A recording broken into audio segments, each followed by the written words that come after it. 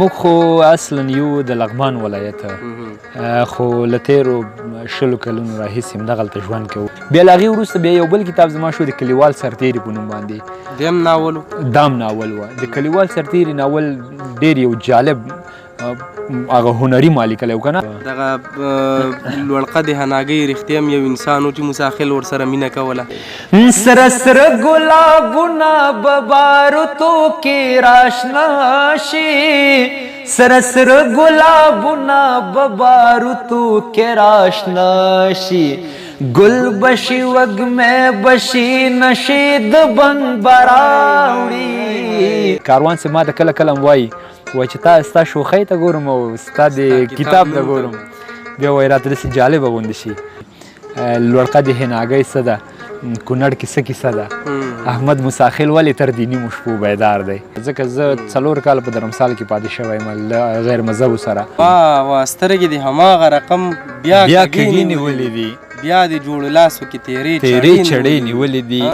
چیرته جانانا او چیرته جانانا یا چیرته جانانا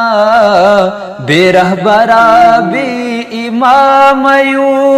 ډېره موده کېږي چلوې دلې دې له پامه یو. د احمد شاه د زوی به سترګې په ډیلي خښې وي چې حرمونه وي ډیورن به ورته پوله. واه واه واه واه.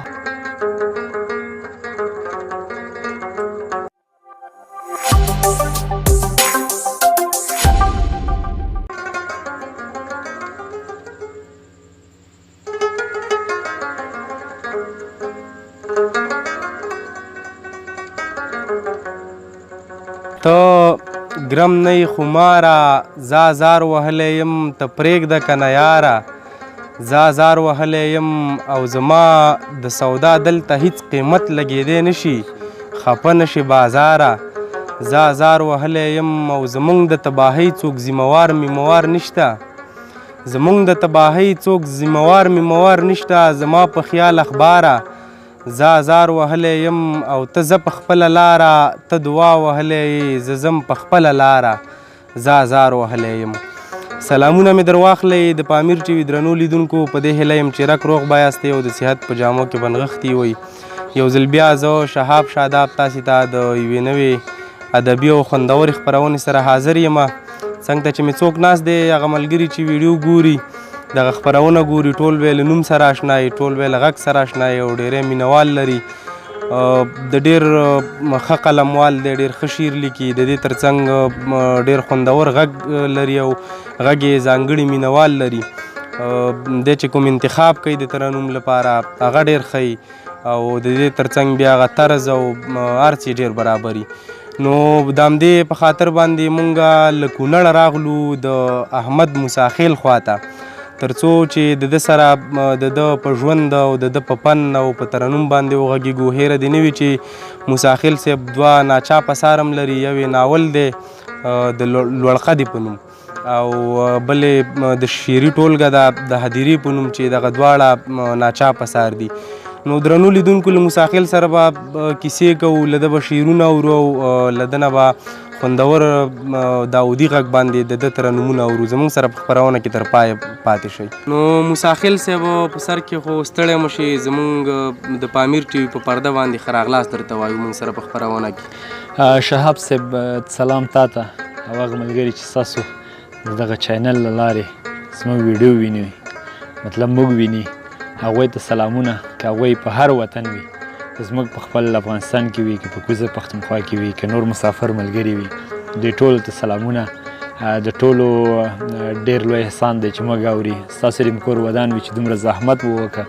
له ډېر لرې ځایه راغلی، موږ یو ناچیزه خلک یو، خدای دې ښه لره. ډېره زیاته مننه. بس له موږ سره چې څه یي هغه به تاسو ته او ملګرو ته به انشاءالله نظر وي. ډېره مننه موسی صاحب. کور د ودان نو یو څه په تا کې موږ لیدلي وو ځکه راغلو. کور ودان دا راته ویو چې دغه موسی چې اوس موږ سره په ننګرهار کې ناست دی، د اصلي د کوم ځای دی؟ موږ خو اصلا یو د لغمان ولایت، خو له تېرو 20 کلونو راهیسې همدغلته ژوند کوو. البته زما پیدایښت هم په ننګرهار کې شوی دی، خو موږ اصلا پلرنی ټاټوبی چې زموږ دی هغه لغمان دی، او اوس خو شکر دی په ټول افغانستان یادېږو، نو د ټول افغانستان یې ونیسه. ډېره مننه موسی صاحب. زده کړو اړوند راته ووایه تر کومه ځایه د زده کړې کړي دي؟ موږ خو دغه د لیسې دوره خو موږ په خپل کلي کې ویلې ده، قلعه جان خان لیسه ورته وایي. بیا له هغه وروسته د پوهنتون دوره په التقوا پوهنتون کې ما د حقوق پوهنځی لوستی دی، او شکر الحمدلله لیسانس یې ما. ډېر نو چې شعر لیکي او ترنم کوي او د دې ترڅنګ تعلیم هم یې تعلیم یافته یې لیسانس یې ماسټر یې، دا نو بیا ډېر خوند کوي. ډېره مننه موسی صاحب. کیسې به هم کوو او دغه ملګري به هم یو څه تادیب یې چې په سر کې د موسی نه یو ترنم واوري. ستا لومړی انتخاب اورو؟ زه ډېری وخت چې شعرونه انتخابوم، البته که نن سبا د وطن خبره ونه کې څوک دی اوري نه، نو د وطن خبره چې وکړي هغه به ډېر ښه وي که نه. د وطن خبره به ټول کوو، دا زموږ او تاسو باندې فرض ده. هر سړی له خپل هغه فن او هنر نه په استفادې سره خپل مطلب رسوي هېوادوالو ته. زموږ ترنم دی، د وطن خبره به په ترنم کوو. بس د وطن خبرې خو موږ هغه ساده په مینه اورو، نو چې مو ترنمې شي. خدای دې ښه لره. زه د خدای بخلي کاروان صاحب څه بیتونه وایم، ډېر ښه یې لیکلي دي سولې لپاره. جنگ به وژلی وي د سترګو جنگ به راوړي، جنگ به وژلی وي د سترګو جنگ به راوړي، ګورې به جنګي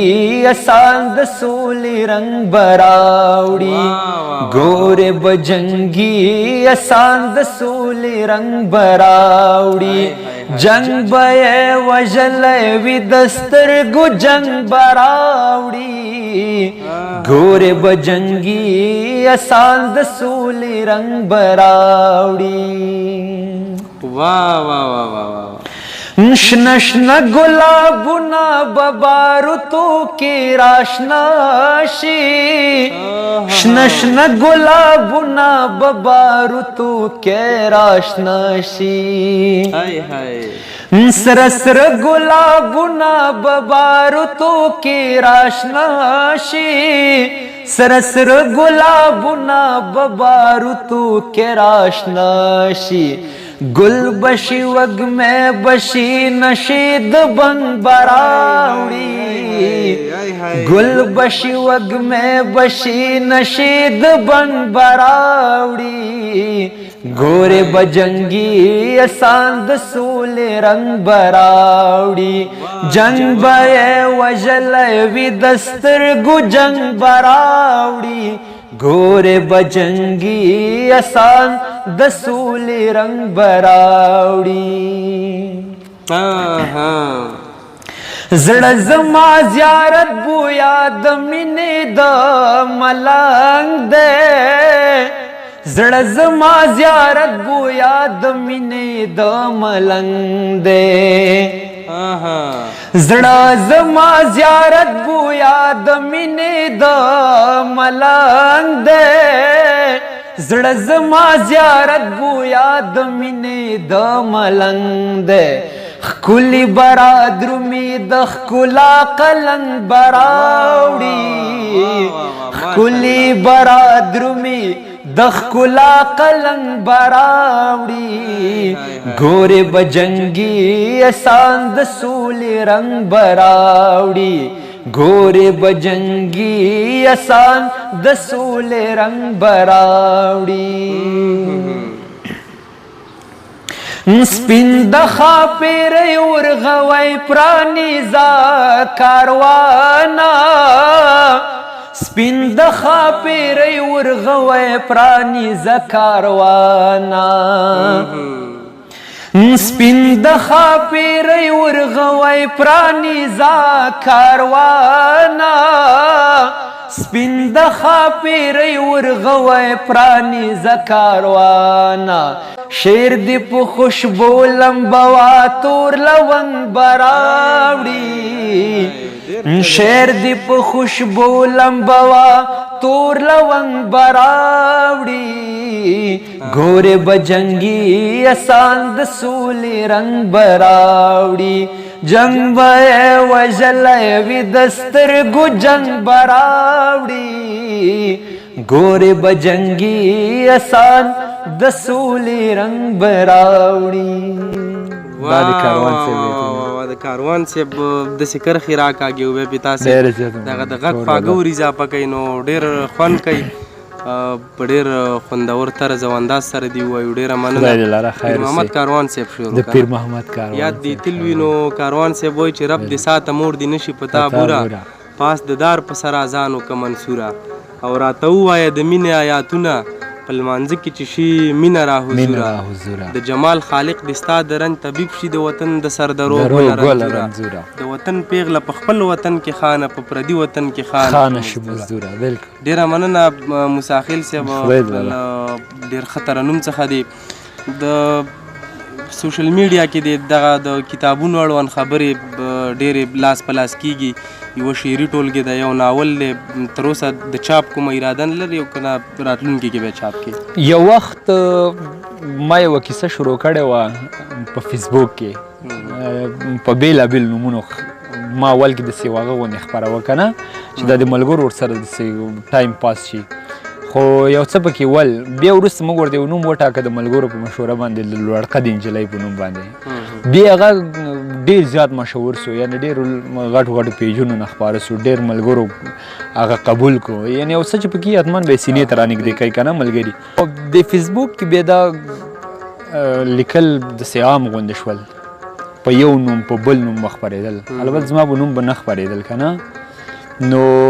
بیا مې هغه د کتاب بیخي هغه لړۍ بنده کړله ډېرو ملګرو خواهش هم کو ډېر زیات ملګري خفه هم شول ځکه خلک داسې یو رقم روږدي شوي ول د هغه لوستلو سره ډېر یوه جالبه کیسه هم رااخیستې وه سره بیا ډېرو داسې کتابخانو والا راته وویل که نه د چاپ لپاره چې موږ ته یې راکړه موږ به یې چاپ کړو خو هغوی داسې ناجایزه خبره کوله یعنې کتاب چې څنګه کتل به دې ورته او د هغوی هغه تقاضا او خبرو ته به دې کتل نو نه ارزېده چې ورکړې ورته نو په همدې لړۍ کې تر اوسه پورې او آفرین نو تر ننه پورې هغه کتاب پاتې بیا له هغه وروسته چې زه په دې پوهېدلم هم چې دا کتاب خلک غلا کوي البته په بل بېلو بېلو نومونو داسې خلک ما وم لیدل په دې سوشل میډیا کې چې ما سره به یې لانجه کوله ما ته ویل دا لیکوال ته نه په حقیقي بڼه باندې زما د کورنۍ د وګړو یعنې زما د ملګرو د کلیوالو هغه کوم ځای کې چې ما کار کوه د هغې ساحې رانځورول دا ټول پکې هغه په حقیقي بڼه باندې ول که نه خو بیا هم خلکو ما سره نه منه وایي دا ستا کتاب نه دی او دا یو نیم محلوا په نوم یو څوک وه هغه خو به ما سره سم لانجه کول ما ته به ویلی دا نه دا د دې لیکوال زه یم ما به کله کله ورپورې خندلې ما به ورته ویل خیر ته د دې روانې برخې ما ته وښیوه کومه دي چې زه یې خپره نه کړم ته یې کومه کوې هغه کټ مټ زما لیکل به هغه م خپرول خو هلته به ډېر خلکو لوسته بیا له هغې وروسته بیا یو بل کتاب زما شو د کلیوال سرتیري په نوم باندې دام ناول و د کلیوال سرتیري ناول ډېر یو جالب هغه هنري ما لیکلی و که نه لوړقه د نجلۍ باندې خو زه دومره نه پوهېدلم چې ناول په کومه هغه باندې معیار باندې لیکل کېږي بیا وروسته پوه شوم بیا مې مطالعه پسې وکړله د خدای بخلي نصیر احمد احمدي صاحب یو کتاب دی څنګه کیسه ولیکو که نه لنډې کې دا یو هغه دی چې فورمونه درته زده کوي بیا هغه هنریت مې زده کړه پکې بیا کلیوال سرتیري هغه هم ډېر لوستونکي درلودل بیا هغه لړۍ م رانه پاتې شوه دغه نظام چې بدل شو هغه هم په موږ لږ زره کې څه تاثیر وکړه نو هغه لړۍ م رانه پاتې شوه بیا هغه هم پوره دی او دا هم پوره دی دواړه خو ما په فیسبوک باندې څه نیمګړي خپاره کړي دي بیا له هغه وروسته زړه مې و چې شعر خپل چاپ کړم خو زما شعر داسې شعر نه و چې ما کله درویش صاحب سره خبره وکړله کاروان صاحب سره ما خبرې وکړلې د لیک لپاره نو چې د هغوی دې خبرو ته ما کتل او ما خپل شعر ته کتل ما ویل چې نه دا په معیار برابر نه ده زه باید د ده لپاره داسې یو شاعري وکړم چې هغه د کتاب د چاپ لپاره برابر وي ځکه زما کتاب داسې و چې هلته ډېر څه باید داسې ښخ شي چې هغه یوازې زما ارمانونه نه دي، د ټولو خلکو ارمانونه دي. هدیره ډېر یو بېل نوم هم دی. کاروان صاحب ما ته کله کله هم وایي چې ستا شوخۍ ته ګورم او ستا د کتاب ته ګورم، بیا وایي راته داسې جالبه غوندې شي. نو وروره کتابونه خو 3 واړه ناچاپه پاتې، هم هدیره را ناچاپه ده، هم کلیوال سرتیری ناچاپ دی، او هم لوړقه د نجلۍ. لومړي ناول کې کله تم پاتې شو، لوړقه د هناګۍ په نوم به تا لومړۍ قصه بالکل بالکل دغه لوړقه د هناګۍ رښتیا هم یو انسان و چې موسی خیل ورسره مینه کوله. د ناول کرکټرونه نه دي، دا خو ټول داسې حقیقت ډېره پورې نه لري. او بالکل بالکل راوستی دی هناګۍ. زموږ یو ملګری و، هغه به ما ته دغه د شعر د لیکلو نه مخکې ویلې که نه چې که ته غواړې په دې خلکو باندې ځان وپېژنې نو کوشش وکړه د دوی په ذهن کې یو سوال واچوه چې دا څوک ده. لکه زه اوس خپل هم کله کله وایم چې لوړقه د هناګۍ څه ده، کونړ کې څه کیسه ده، احمد موسی خیل ولې تر د نیمو شپو بیدار دی. دا خپله یو سوال دی، هم ما سره دی هم نورو خلکو سره دی چې په دې باندې نه زه خبر یم نه خلک خبر دي. خدای شته ما سره خپله د دې سوال جواب نشته دی. په ډېرو میډیاګانو کې چې کله زه میلمه شوی یم دا پوښتنه یې کړې ده چې لوړقه د حنا څوک ده، نو زه بې بند پاتې یم ورته. دغه ناول یو خیالي ناول دی، څه خیالي دی او څه حقیقت لري. میکس دی. میکس حقیقت په دې لري، حقیقت سره به یو څه خیال ګړی نو خوند به سیوا. بالکل بالکل ناول کې باتمن ته خیال راوړی. حقیقت په دې دی چې په کوم ځای کې چې ما کار کړی دی هغه هم حقیقي ده، ځکه زه 4 کاله په درمسال کې پاتې شوی یم له غیر مذهبو سره، هلته مې کار کړی، شاګرد وم. او بیا ورپسې ونیسه زما د ملګرو نومونه دا هم حقیقت لري، زما د خپلوانو نومونه دا هم حقیقت لري، دا سیمې چې ما کوم یادې کړي دي. تا دغه د درمسال کیسې هم کړي؟ ډېرې زیاتې مې کړي دي، البته د کاروبار په حساب باندې. بیا یو بل څه ښه ده چې رایاد دي که د درمسال د کوڅې په نوم یو لیکونه ما خپرول چې هغه هم نسبت کتاب ته هغه شوي ول. بیا د څه مشکلاتو له امله بیا هغه لړۍ ما خو سوچ بنده کړله، ډېر لانجې م شوې. ډېره غټه کیسه ده که اوس پرې غږېږو د درمسال کیسې که نه، ځکه چې هغه یوه لیکنه ته خپره کړې ډېره اوږده لیکنې دې خپرې کړي. په لنډ ډول د درمسال د کوڅې او د دغې کاروبار اړوند په لنډو ټکو کې ته لیدونکو ته څه وې؟ زه ورشي ورنشي حقیقت دی، دروغ دی، دوکه ده، چل دی. که زه چېرته بیا په دې ویډیو کې لګیا یم چې د درمسال د کوڅې په اړوند وایم چې لاړ سئ لاړ نه سئ، کیدای شي بیا هغه خلک وګوري، بیا به زموږ هغه فامیلي لانجې هم سي، ځکه دلته ځینې حقوق دي که نه چې باید مراعات یې کړي د یو چا پر وړاندې که نه. نو خبره دا ده چې زه له مجبوریت هلته شاګرد وم، که تاسو مجبوریت ونه لرئ بیا تېر شئ دی نه. سلمان خان وایي شیدې چې په ښار کې پیدا کېږي د غوا ساتلو ته څه ضرورت دی چې کور کې وساتو. نو چې ستاسو ضرورتونه له خپل دینه پوره کېږي بیا کوشش مه کوئ چې غیر مذهبو ته لاس واچوئ. ډېره مننه موسی خیل صاحب. یو غزل درنه ورور صاحب خپله شاعري واوره. زه به درته شعر ووایم، البته زما خو شاعري داسې ښه شاعري هم نه ده او دا پرېکړه به لیدونکي زه به درته شعر ووایم چې سترګې دې هماغه رقم بیا کږې نیولې دي، بیا د جوړې لاسو کې تیرې چړې نیولې دي. واه سترګې دې هماغه رقم بیا کږې نیولې دي، بیا د جوړو لاسو کې تیرې چړې نیولې دي. رنګ دې ولې تد دی لکه ورانه هدیره داسې، رنګ دې ولې تد دی لکه ورانه هدیره داسې، رنګ دې ولې تد دی لکه ورانه هدیره داسې، چا پسې دې بیا د نظرانې روژې نیولې دي. رنګ دې ولې تد دی لکه ورانه هدیره داسې، چا پسې دې بیا د نظرانې روژې نیولې دي. وخت څه د نامردو په رقم اړوي رنګ د مخ، وخت څه د نامردو په رقم اړوي رنګ د مخ، ګل غوندې ځوانۍ ته مې د اور لمبې نیولې دي. وخت څه د نامردو په رقم اړوي رنګ د مخ، ګل غوندې ځوانۍ ته مې د اور لمبې نیولې دي. هیڅ مې اعتبار نشي چې لایق دي د سنګل شمه، هیڅ مې اعتبار نشي چې لایق دي د سنګل شمه، هیڅ مې اعتبار نشي چې لایق دي د سنګل شمه، هسې مې په زړه باندې پخې وعدې نیولې دي.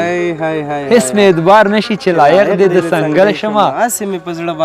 په زړه باندې پخې وعدې نیولې دي. نه د هېرېدو یې نه سباک د خپلېدو شته دی نه ست هېرېدو نه د هېرېدو یې نه څه لار د خپلېدو شته دی نه د هېرېدو یې نه څه لار د خپلېدو نه څه لار د خپلېدو شته ده ځکه مې بېلتون ته نن جوړه پښې نیولې دي الله نه د هېرېدو یې نه څه لار د خپلېدو شته ده ځکه مې بېلتون ته نن جوړه پښې نیولې دي خدای دې د تورمخو له زیادته سړی وساتي خدای دې د تورمخو له زیادته سړی مدیر صاحب خدای دې د تورمخو له زیادته سړی وساتي سپي لالي مې وینو ته تیار کاسې نیولې دي دا ته بیا ووایه خدای دې د تورمخو له زیادته سړی وساتي سپي لالي مې وینو ته تیار کاسې نیولې دي او رنګ نیولې تد دی لکه ورانه هدیره داسې چا پسې دې بیا د نظرانې روژې نیولې دي واه واه واه واه ډېر ښه دا زما خپل شاعري وه دا دې خپله شاعري وه ماشاءالله نو ما خو ته ویل چې ته به خپله پرېکړه نه کې پرېکړه به لیدونکي کوي خدای دې وکړي چې ټولو خوښ شي یو غزل به مورو خو له ترنم وروسته یو بل خپل انتخاب دی راواوره یو بل ترنم درنه اورو چیرته جانانا بے رهبرا بے امام یو چیرته جانانا او چیرته جانانا یا چیرته جانانا بے رهبرا بے امام یو ډیر مود کېږي چلوی دلی دل پامایو چیرته جانانا او چیرته جانانا خلق سارا و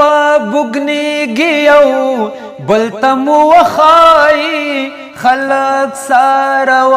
بگنیږي او بلتم وخای جار دل مالتا پکې دومره چې بدنام یو جار دل مالتا پکې دومره چې بدنام یو ډېره موده کېږي چلوې دلې دل پامایو چیرته جانانا او چیرته جانانا وای چیرته جانانا بے رهبرا بے امام یو ډېر مود کېږي چلوې دلې دل پامایو مونږ لا ژوندیو ترانې د ازادۍ لیکو مونږ لا ژوندیو ترانې د ازادۍ لیکو مونږ لا ژوندیو ترانې د ازادۍ لیکو مونږ لا ژوندیو ترانې د ازادۍ لیکو هسې پر شا شوي له خپل ځایه یو سوګام یو هسې پر شا شوي له خپل ځایه یو سوګام یو ډېره موده کېږي چلوې دلې دل پام یو چیرته جانانا وای چیرته جانانا وخت به مو بیا جوړې د الفت خونې ودان کې وخت به مو بیا جوړې د الفت خونې ودان کې مدیره وخت به مو بیا جوړې د الفت خونې ودان کې وخت به مو بیا جوړې د الفت خونې ودان کې څوکړو بیل شوي لکه غړي له اندامو څوکړو بیل شوي لکه غړي له اندامو ډېره موده کېږي چلوې دلې دل پامایو چیرته جانانا چیرته جانانا دا بیت ډېر ښه دی والله موږ پسې هادي خدای زده د کوم ښکلي خیرات چې موږ پسې هادي خدای زده د کوم ښکلي خیرات چې مونږ پسې هادي موږ پسې هادي خدای زده د کوم ښکلي خیرات چې موږ پسې هادي خدای زده د کوم ښکلي خیرات چې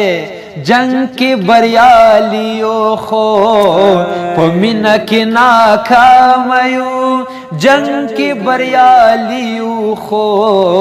په مینه کې ناکام یو ډېره موده کېږي چې لوېدلي دې له پامه یو چېرته یې جانانه لا لا واه واه واه مسافر وایي چې د زړه خبره مې اعصابو ته معقوله ښکاري د زړه خبره مې اعصابو ته معقوله ښکاري او ما ته مې کړې دعا دا وارې قبوله ښکاري ما ته مې کړې او د احمدشاه د زوی به سترګې په ډیلي خښې وي